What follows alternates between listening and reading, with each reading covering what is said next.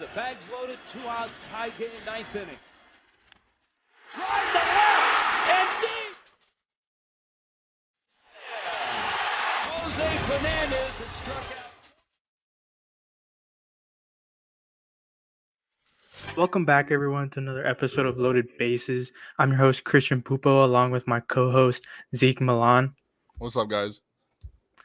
And on this episode, we're going to be discussing breakout candidates for the upcoming 60-game 2020 MLB season, along with World Series predictions, and we'll be discussing some moves that the Marlins made that we did not find appealing to the fan base at all. Best interest either. Yeah. Okay, so to start off, I think we should talk about the Marlins move. The Miami Marlins optioned Jordan Yamamoto to Jupiter. I think that was a dumb decision. I did not like that. It was a bad decision, but I'm trying to look at it in a way where maybe give him more seasoning, give him more time to develop his pitches maybe. I mean, his curveball is good. His fastball is good. Yeah. His changeup, I want to work on that a little bit. I think because there's no accurate way to see how he was even doing in spring training 2.0 because there's hardly any coverage except from beat reporters like Joe Frisaro and Craig Mish. But Right. there's no real like stat lines to see how he was doing in spring training or in the summer camp, I should say. So he could have been struggling, and that could have led to his demotion, if you want to call it that, back to Jupiter. Yeah, because he did get weird. called up from AA, I think, right into the majors last season. Right. So, I mean, putting him in the taxi squad, is he going to go to the taxi squad, or do we know if he's going to just stay in Jupiter for a little bit and then come back to the major league squad? I don't think that's been established yet. I would assume he's just going to be on the taxi squad because I'm pretty positive he's going to be brought back up. There's no reason to keep him down for the whole season. Right, because the only thing that was really said was that he was being sent to Jupiter. Yeah. Yeah, they didn't specify if he was going to the taxi squad or if he was going to go back to the Marlins. I mean, because honestly, we could probably see him go back to the Marlins and maybe they want to try him out in the bullpen. Yeah, I don't really see a role for him in the bullpen, though. I mean, I don't either, but he doesn't have that velocity to be a closer. Right. Or a setup man. He has pitches to maybe be successful in like a long relief role, but I'd keep him in as a fifth starter. Right. For now, at least. Yeah.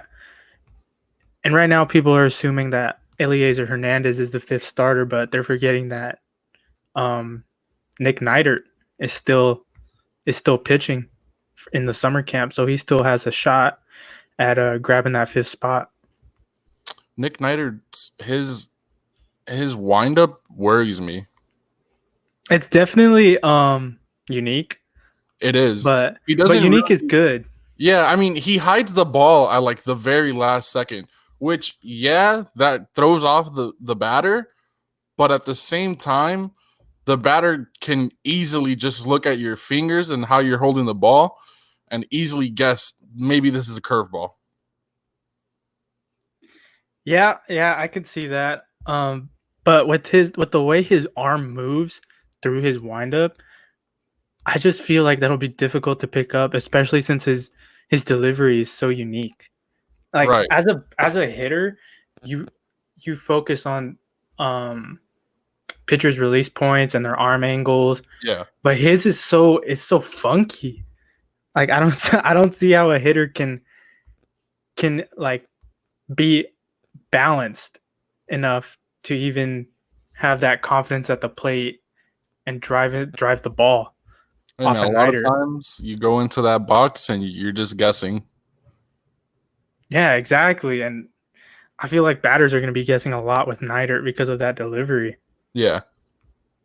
I don't think Hernandez is going to be the fifth starter. And if he is, I don't think he should be, to be honest. I mean, Yamamoto's gone, and we never really got an answer for the fourth starter. I mean, we last episode we said Sandy, Caleb, Pablo. We never really established who will be fourth and fifth, other than saying Yamamoto. I mean, yeah, exactly. We said it would be Sandy, Caleb, Pablo, Yamamoto, and Meyer, I think is what I said. I forgot. Yeah, but then I went to the point where we're gonna give him some time before we give him action and put him in the bullpen. Yeah. So for 4 and 5, I can see Urena and Hernandez. Maybe Neidert does make the big league roster. Maybe he is the fifth starter, and we leave Urena in the bullpen. But Mattingly always starts Urena in the rotation. I don't want Urena in the rotation anymore. I think he's more suitable for a bullpen role, especially with that power 2 seam. Yeah. He's more of a closer or a setup instead of a starter. He did good in the bullpen last year to end the season. Yeah, he started off shaky, but he ended the year on a good note to where maybe I can put up with him for another half a season. Well, this is already half a season. So. Yeah. I don't think Urena should be in the rotation. I think we should give it to younger guys who still need those innings, especially since the minor league season is gone. Officially, it's been canceled. Okay. I think it should go to Yamamoto. Yamamoto 4. I don't even think Hernandez should be 5. I think Meyer should be 5. Neidert should be 5. Sixto. I don't know what's going on with Sixto. Well, in a shortened season, you also don't want to experiment like that. I mean, yeah, bring as many guys up as you can and see what they have. But in a 60-game season where anything can go, I want to see some experience to start the season. No, yeah, I understand that. It's just I don't have a good feeling about the 4 or 5 end of the rotation. It's just really I feel like we experimented with that last season and it didn't go well. And again, we don't really have a set fourth or a set fifth. Yeah, right now it's just Mattingly's probably just going to be working with multiple combinations for the rotation. But 1, 2, 3 are set. 4 and 5 are up in the air. Right. You can see. Let's see. We have maybe 10 pitching prospects to 10 to 15. We could see 4 and 5, maybe like 8 different pitchers take those roles. Yeah, and it's been confirmed that we're going to be carrying more pitchers and position players this year. Yeah. So Mattingly definitely has many options to work with, but I don't like that he's working with, or that he's choosing to go with the combination that proved wasn't really that effective last year, especially with Hernandez's home run numbers. Yeah, those were like off the charts high. Well, I mean, Caleb's home runs number were god awful, but his strikeout numbers were impressive. Yeah, but so it kind of balanced out. It balances out, but it's tough, bro. It's tough. It's like watching a Bucks game with Jameis Winston throwing a pick 6 to start the game, and then you had to come back from that. So it's like you allow a home run immediately, and now you have to come back from a 1-0, 2-0, 3-0 deficit. Yeah, I feel that a little bit. I can see why you would say that. I don't know. Caleb has definitely established himself as a solid starter, especially in the first half of last season before he got hurt. Right. But the second half was really shaky. Again, he's coming back from injury. But he looks stronger. Like he doesn't look like he will be injury prone, I should say. I don't think he's going to be injury prone at all. Right. I mean, he's had some shaky outings in the intra-squad games, but I'm praying that it gets better from here. Yeah, And those inter squad games are just live bullpens for the pitchers. Yeah, pretty They're much. working on new stuff. I think those home runs that he's given up were changeups. At least that one to Monty Harrison, that bomb. That Hold was on, they've all been smacked, bro. bombs, bro. That was smacked. But that was a changeup. Yeah, And I like that catcher view. they've So you all could been tell. smacked. They have all been sent to the moon. So he just needs to get that changeup down. Don't hang it, especially to Monty. And it's crazy because last year he had one of the best changeups. Yep. His slider too. Yeah, bro. Caleb is so he can be so good. He has it in him. I just don't know what it is. It's just I think he loses the grip sometimes. And if you lose the grip of a pitch mid-game, you're not gonna find it for the rest of the game.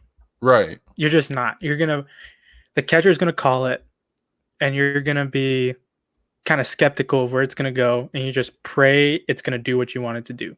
Yep. But most of the time, it's just gonna hang in the middle. And that's what happened with Caleb last season. He threw a lot of pitches down the middle, and they were smacked for homers, and that cost him. Yeah, that really did hurt him. But we'll see. I still don't want to see Urania in the four spot. I wouldn't mind it. I wouldn't mind a 4 spot for Urania, at least for now, to give Neidert some time, to give Mayer some time, to give Sixto some time. Because eventually Urania is going to move to the bullpen. Maybe after like 2 or 3 starts, he's moving to the bullpen. Yeah, maybe until Yamamoto starts to hone his pitches down in Jupiter. Yeah. Brinson was also moved to Jupiter while he's on the 10-day IL with Matt Joyce. And I find that kind of weird. It is kind of weird. I mean, this is the guy that you gave up Christian Yelich for. And he was the headline prospect, but yeah, exactly. He wasn't the only one in that trade. He wasn't the only one. People like to forget that, and it's bothersome. Yeah, he wasn't the only one. He was the biggest prospect coming to us, and he was the most. Yeah. He was the prospect that was people were mostly happy for. It's because he's toolsy. Yeah, he had the tools in him. He just has to put it together still, which I think could happen still. People are losing faith in him. Listen, but call me bold. Listen. Call me bold. But Lewis Brinson is a Kevin Kiermaier. He is a defense guy. He is a guy who kills it on defense. He covers ground. He's quick. He can make great plays. He has a cannon, but he's just not solid with the bat. And I think he still can be. Right now, sure, you could call him a Kevin Kiermaier, despite Kiermaier having a way better arm. But with the new hitting coach, I think he can turn him around. We've seen a glimpse. Yeah, exactly. In spring training, too, his K numbers were so low, and he walked more than he K'd in the first spring training. Yeah. Which was a good sign. Because the last spring trainings, he was hitting homers, but he was striking out a lot. And this spring training, he wasn't striking out as much. He actually struck out a lot less, which was a good sign that his approach was working and he was sticking to it. And I think the new hitting coach played a huge part in that. And I hope that'll bring Brinson's confidence back and he can be that headline prospect that we traded future MVP Christian Yelich for. Yeah, damn, bro. And like we've seen when Brinson goes on tears, like last year, I believe it was last year when he went on a good maybe 9-game hit streak. The dude was like ripping the ball, and he was just extra base hit after extra base hit. I want to see that Brinson day in and day out. And I think he's coming. I think that Brinson is on his way. If he keeps working with the new hitting coach who we got from the Twins, and he turned around Eddie Rosario, and Eddie Rosario belted almost 40 bombs, I think. So if we could get that Brinson, That'd be great. Yeah, I believe Rosario hit like 33. So if Rosario can do it, I mean, and don't get me wrong, Rosario was a strong kid. Like, but Brinson has like he's just as skinny as Rosario. You know, I believe Brinson's a little taller. Yeah, definitely. Yeah, I know Brinson can turn it around. Brinson's also better in defense. Like, he has the speed and he has the glove, he has the arm, but people still they doubt him that he'll be able to make it in the majors because of his hitting. But if you could play defense like he can, I think he'll find a spot in the lineup, especially with the new hitting coach, Yeah, like on top of him. you know who I want to compare him to, not player wise, but like career type wise, Adeiny Echeverria. He was so good on defense, but he only had one good year with his bat. But that was we 2015, right? Who? 2015. That was his one good year. I believe it was. Yeah, I believe it was 2015, and he was so great on defense. And even for the All-Star ballot, his hashtag was "etch of a play." I remember that. Yeah, so it's like if we can like Etch for being amazing on defense, but not really that great with the bat, we can like Brinson for being amazing on defense and not that great with the bat. Yeah, but I don't. The problem is people are judging him off the trade. He was the headline prospect, so he had a lot of pressure on him, especially after Yelich won his MVP. Right. And people, it's the history. It's Brinson's history. They know he can hit. They've seen it in the minors. He can mash. It's just not translating into the big leagues. And it's definitely because of the backlash he's gotten from the media and because Yelich won his MVP. So I think he feels like he has a lot to prove and that he has a lot of that weight on his shoulders. Yep. And you can't play like that. You can't play all tight like that. Yeah, he has the biggest chip on his shoulder. Exactly. Even, 2 years after the trade, almost 3, and he still has that chip on that shoulder. That's insane. That's a lot to bear. Mm-hmm.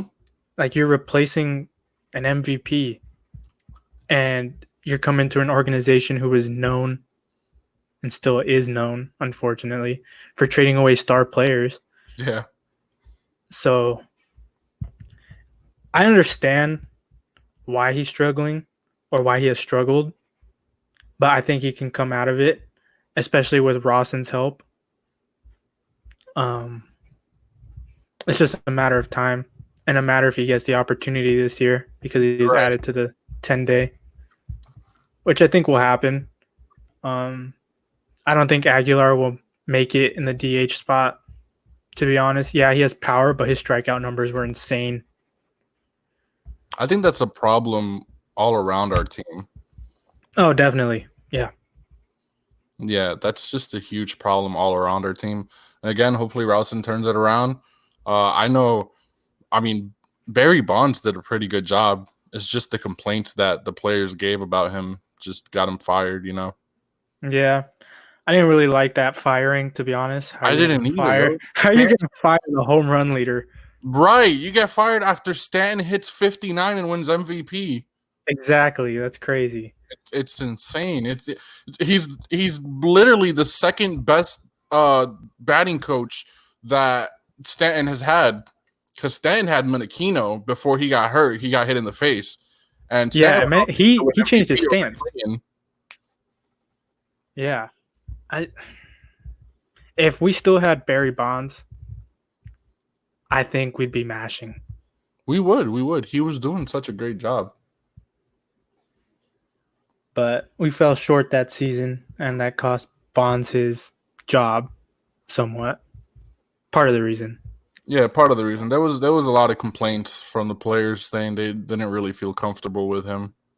Yeah, it also didn't help none that Marlins Park was a pitcher's park. It was huge. Yeah. But now we brought the fences in, so but home run numbers should be going up. You know what? Oh man, because D Gordon had a great season too. So Yeah. Barry Bonds really helped everybody. Hopefully, and I think Rawson will definitely turn this lineup around. Well, you know what? D Gordon had a great season the year before, and then he came in and the whole thing happened. And then he came for the second half of the season. Yeah, it was towards the end of the Yeah. season where he finally came back. Yep. We're so close that season. We're so close. So close, man. Oh, well. We're on our way. We got the prospects to do it. Yes, sir. We got the hitting coach to do it. Yes, sir. And the pitching. It's exciting. Yep.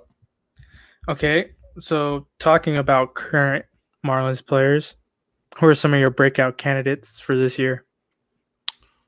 Personally, I want to see Caleb break out again. Well, not again because he fell short of it last year.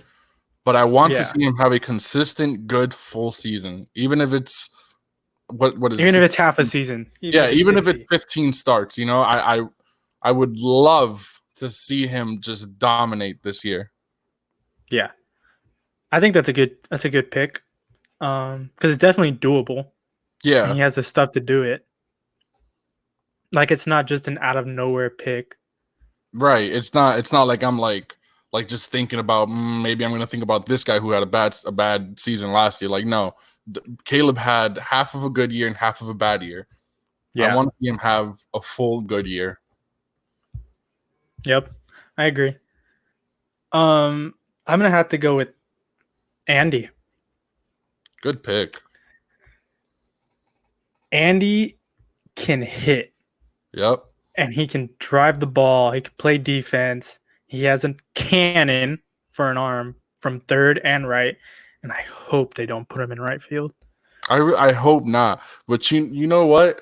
Remember that play where Justin Turner was rounding second and headed to third? And Andy. Yes, bro. Oh my God, bro. He had a few of those plays, and they're just like extraordinary plays. He's crazy accurate. He is crazy accurate because he can field a ball, spin and throw it, and it's right on target. Exactly. It's crazy. And he does that from right field while he's spinning. Exactly. He spun like twice and threw it on the dot. It's so crazy. Well, he definitely doesn't need a breakout on defense, but offense, he can hit on offense. It's just a matter of staying healthy. Yeah. He broke his hand last season. Yeah. From a hit by pitch, and that cost him a few months? Oh no, it happened at the end of the season, so he missed the rest of the season, and he was on a hot streak too. Yep. I think he belted 20 homers and had like 60 RBIs. So if he kept playing and didn't get that broken hand, he could have mashed 30.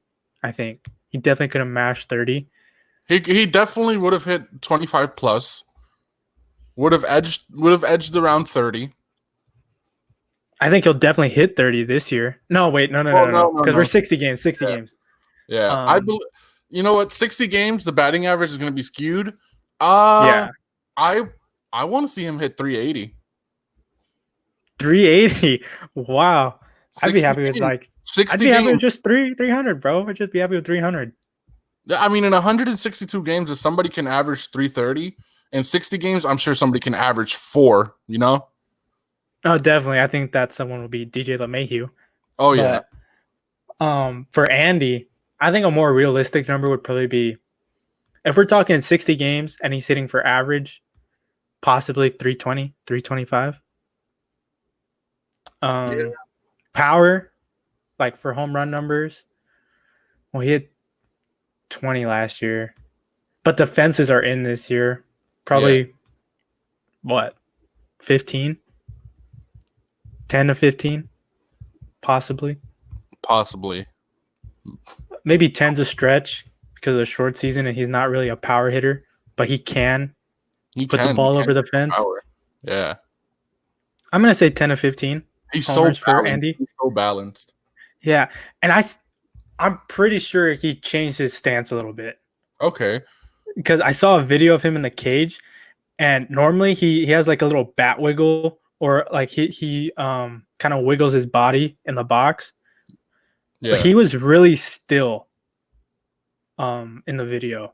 I think the Marlins posted it, and he was just in the turtle while taking BP on the field, Mm-hmm. and he was just really still. And I don't know if that's gonna. I don't know who made that change, either him or Rawson, but I think that's gonna help him. I think it's gonna help him stay more balanced than he would kind of moving in the box. I just think he's a situational hitter. Like he steps into the box, like he looks at who's on base, how many are on base, how many outs, who's the pitcher, what's the situation we're in. Yeah, he's definitely a runner in scoring position type of hitter, Yeah.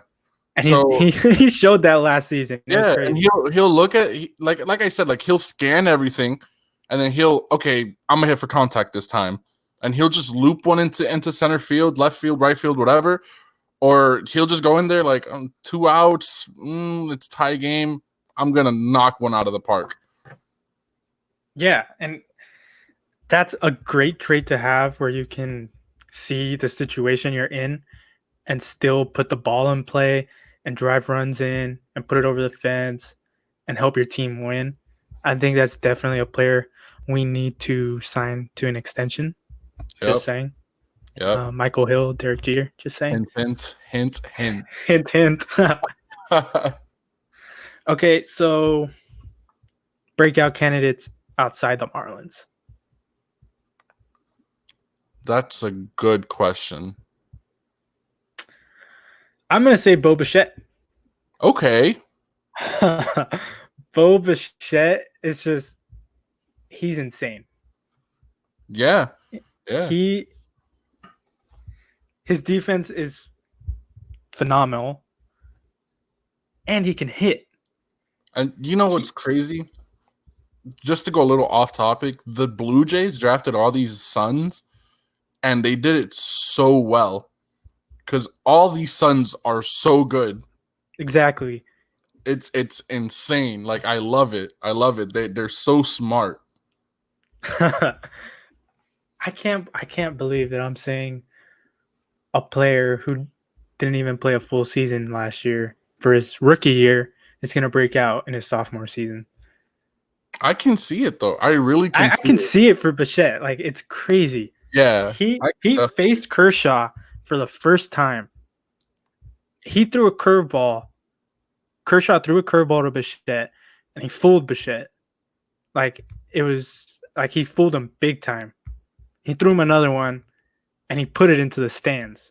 Yeah, bro. If you could do that against Kershaw, your first time facing him, that's insane. That's impressive. Yeah. I'm excited to see him. Yeah, me too. For me, John Means from the Orioles. Okay. Yes, pitcher. I'm such a pitcher guy, bro. I'm such a pitcher guy. But in my opinion, he should have won Rookie of the Year last year. He had a great season for a bad team. He did. He definitely had a great season, especially since he's on the Orioles. Yeah, but like this guy has it. I swear this guy has it. I can see it. I can definitely see it. He was an all-star last year too. He was the Orioles' only all-star. No. Yeah, he was their only all-star last year, right? Yeah, because Trey Mancini got he got what's the word? He got snubbed. Trey Mancini should have been an all-star last year. I don't care what anybody says. Yeah. I can definitely see John Means having a breakout year. Yep. I can. No, that's. Nah, you got to say it now. I can. Okay, 60-game season. 5 days of start. 5 days between starts. You get like 12 starts. Yeah. 7. 7 games won, 8. But his ERA is probably going to be really skewed Yeah. and I no don't know fault if of his he'll own. get, I don't know if he'll get 8 out of 12 wins because the Orioles relievers are kind of Yeah, bad. it is the Orioles. It is the Orioles. No run support. I forgot about that. They have no run there's no support. run support. Mancini's missing the whole year. Praise he gets better and he recovers from colon cancer. Yep. But I'm gonna go 5-2. Okay. I'm gonna That's go 5. definitely doable. And Even if you're on the you look at it, Orioles. 5-2 in a 60-game season is 15-6 in an actual season. Yeah. Yeah, Yeah, that's definitely doable for means. definitely. It's just a But matter of actually, run support, five, to be honest. yeah. But actually, 5-2, and it's not 5-2 where you're hearing me and you're just like, what is this guy talking about? Breakouts 5-2 record. It's not really that great. 5-2, but amazing starts where he has gotten no support. Yeah, he'll kind of be like a Jacob DeGrom kind of season. Not okay. I'm not comparing him to Jacob DeGrom. Hold on. I'm not comparing him to Jacob DeGrom, but Jacob DeGrom got no run support. I think it was in 2018. And that's what I'm kind of comparing it to. The no run support aspect of DeGrom.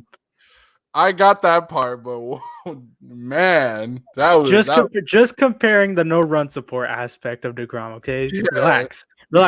DeGrom's on another level, I know. Yeah, bro. Just the no run support. Okay, I shouldn't even say DeGrom, okay? The Mets and the Orioles. Yes, 2018. there No you go. run support at all for their pitchers. I probably should have started with that. That was bold. I didn't compare him to Jacob DeGrom, okay? I compared the no run support. Yeah. But that's what I kind of see it as. Like, if John Means breaks out like you predict, it'll be with no run support, to be honest. Just like the Mets gave no run support to any of their pitchers, especially DeGrom. DeGrom had a 1-something ERA and had a losing record. Yeah, that was crazy. And how do you have a 1-something ERA and have a losing record? That's ridiculous. Yeah, it's I don't know, but it's a pitcher's win-loss ratio doesn't really matter to them. Yeah, it's all based on ERA now. To be honest, unless you're Wei Chen or Edwin Jackson. Wei Chen, bro. I don't want to talk about Wei Chen. I don't want to. Nobody wants to listen. Jeez, that was tough. Okay, DeGrom in 2018, he had a 10-9 record with a 1.70 ERA. That was for the whole season. Yeah. But before that, he had a losing record with about a 1.6 or 1.8. How do you have a losing record with that low of an ERA? Yeah. If you're especially with the team on the Mets who made the World Series 3 years prior. Mm-hmm. I don't think his ERA really surpassed too much of the season. Like it was low the whole season. Yeah, ridiculously low, and he got no support. He went. Was it 8 straight game? No, it was like 10 or 11 straight games, just allowing 1 run or fewer. Yeah, and he had a losing record. It's crazy. Yeah.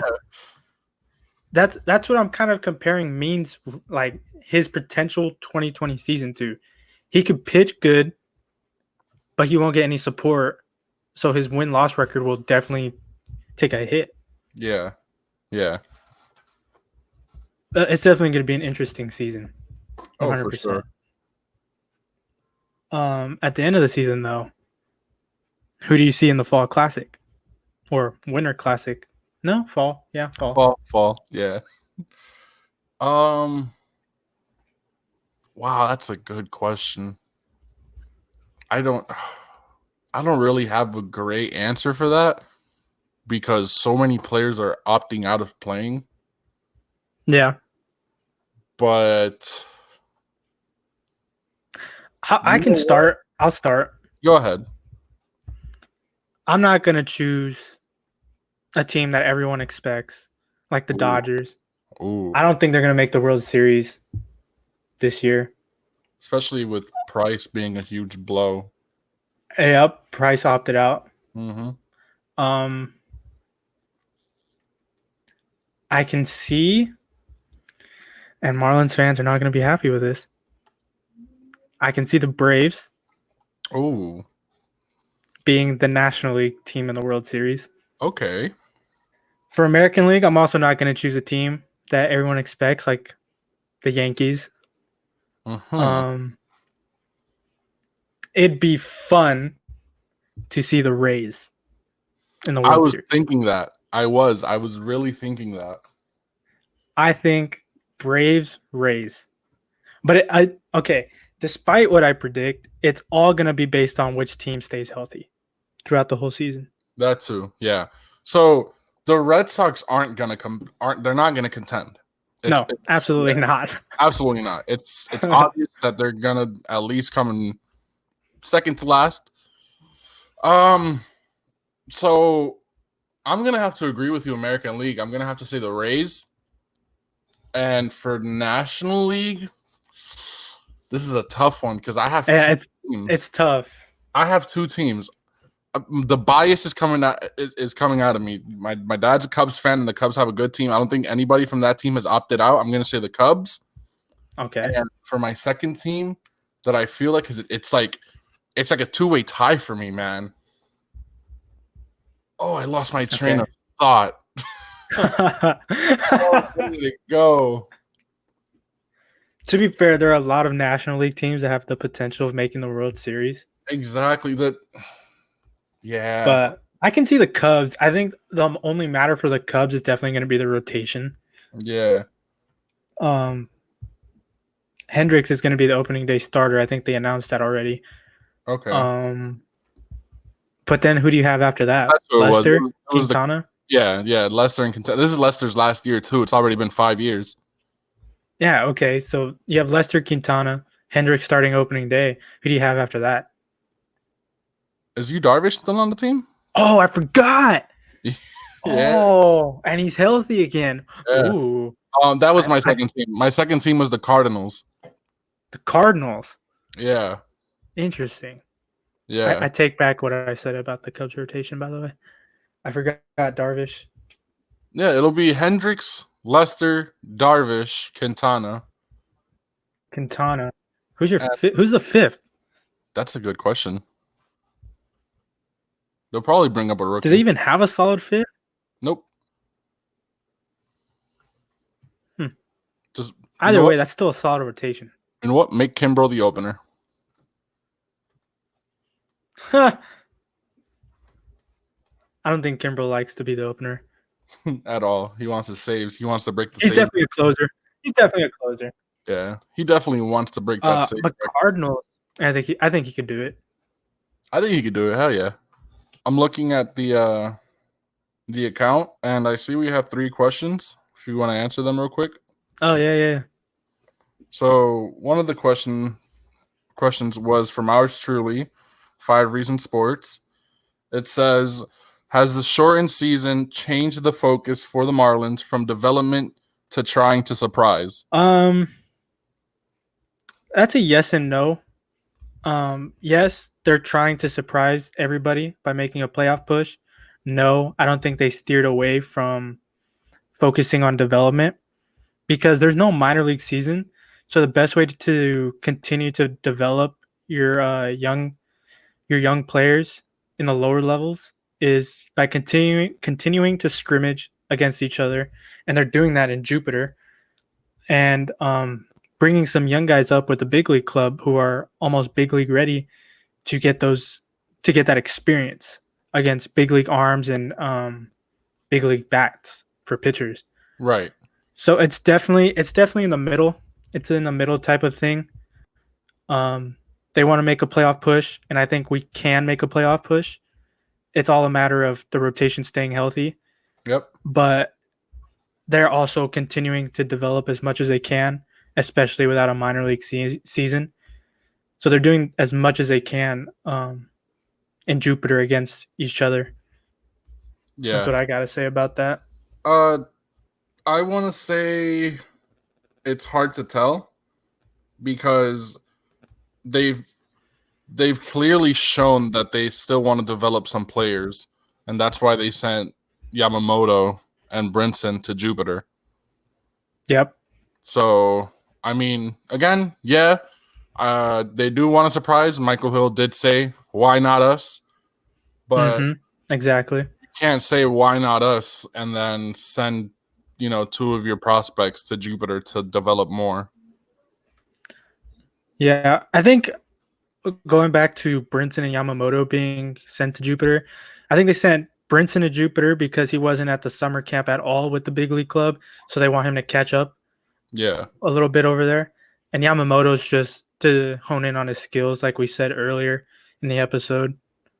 To me, it's more in the middle type of thing. They're doing both, to be honest.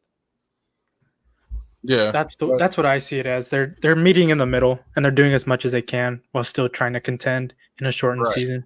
But again, in a shortened season, everything has to be on the table. There just can't Exactly. There's no room for development right now. This is literally the time to send everybody towards the enemy. Yep. Speaking on that, on using everybody, another question was, will the Marlins throw everyone out there to get to the playoffs, such as Blade, Sixto, and Max Meyer? Blade is currently with the big league club. He's in the summer camp right now at Marlins Park. I have not heard anything about Sixto whatsoever. And I haven't really heard much of Meyer either, other than I think he's in Jupiter as well. So I don't think Meyer will be with the big league club to start the season because he was fresh out of college, fresh off of his college season, even though it was cut short. So he definitely still has to get back into shape. I don't think he'll start with the opening day roster. I think they'll keep him in Jupiter for a little bit. But when he comes up, it'll either be, this is a very obvious answer. I think he'll probably start in the bullpen, but he could definitely work his way up to the rotation. It all depends if the current starters are performing well and if they're healthy. Yep. And again, that fifth spot doesn't really have a claimer. Exactly. For me, neither does that fourth spot, to be honest. Yeah. You're right. Back to Blade. Like I said, he's working with the big league club at Marlins Park. I think he'll probably start as a bench bat.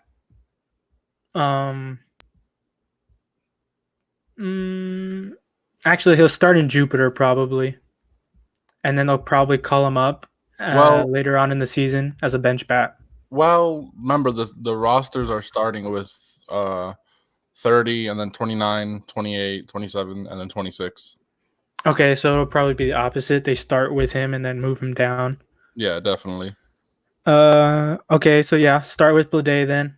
He'll probably just be a bench bat to start it off. I don't think he'll see much of the field because our outfield's kind of full right now. Sixto, absolutely nothing on Sixto. I haven't heard anything about Sixto at all. Mm-hmm. So that's up in the air. It's kind of weird, to be honest. Yeah. Well, to backtrack also, just like I said, this is the time to bring everybody up and throw everything at everyone. So I would love to see Blade. I'd love to see Meyer. I'd love to see Sixto. I'd love to see Lewin Diaz come in. I'd love to see Jesus Aguilar. Jesus Aguilar. There's just so many. Yeah, Gerard. Sorry, I'd love to see Gerard Encarnacion. There we go. That's the name I was looking for. I'd love to see Cam Meisner, Peyton Burdick. Just I'd love to see everybody just come up and just play a role in this season. This is the time to do it. Yeah, exactly. There's just so many players that have the potential of being with the big league club sooner than expected. There's just not enough room to have him there. Yeah, I know, and it sucks, bro. It just It sucks. sucks, but it's also a good problem to have Yeah, I mean, because we finally have something that we didn't have before, and that's depth. yeah. We finally have depth, and that's fun. Another question was, while I drink my Marlins lager from Biscayne Bay Brew, how often shall I be expecting the Marlins to get me as wild as this kid? It was a video of that kid Marlins, the kid, dancing. Cuban kid. Yeah. Yeah. Listen, I'm gonna be honest, man. It depends if you get put on the video board, like that kid. Yeah. I'm looking at it, and again, I would love to see us get 40 wins this season, but I just don't think we're there yet. I don't think you're gonna get as excited as that kid, but you're definitely gonna be happy with what you're gonna see. Yeah. If you're not a casual fan, if you're just Right. a casual fan who pays attention to wins and losses instead of when how we they're actually performing, Yeah. then When we faced know. the Phillies last year, I was just like that kid every time we came back against them. the Phillies, bro. And we open up with them this year, so we could start off hot. Yeah, give me a 3-0 right off the bat. I would love that. Yeah, so back to the question. Probably not as excited as that kid, but definitely you'll be happy with what you see. Yeah. You'll probably be as excited as that kid when you see on your phone the headline, Max Mayer called up to the big leagues. Or Marlins make postseason for the first time in 17 years. Oof. Give me all of that, bro. Inject it all into my veins. I can't wait for that headline. Right. Hopefully it's this year. Well, that's all the time we have today on this episode of Loaded Bases. Thank you for joining us. For more updates on where we're going to post more content, you can follow us at Loaded Bases 5R on Twitter. Until next time, guys.